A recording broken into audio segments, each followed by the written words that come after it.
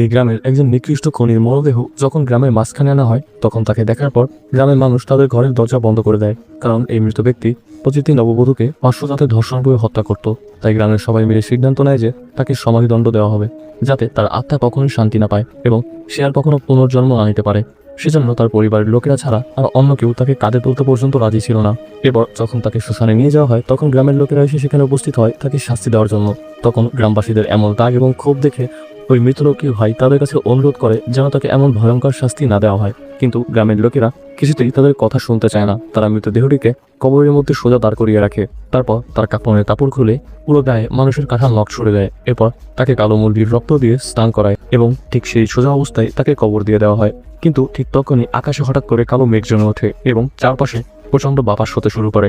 এমন সময় শোনা যায় ওই কবরের মৃত ব্যক্তি গ্রামের সবাইকে অভিশাপ দিচ্ছে যে পরবর্তী পূর্ণিমা আসার আগেই এই পুরো গ্রামটাকে সে একটা শ্মশানে পরিণত করে দিবে। পরবর্তী পার্ট দেখতে ভিডিওটিতে একটি লাইক দিয়ে চ্যানেলটি সাবস্ক্রাইব করে আমাদের সাথে থাকুন।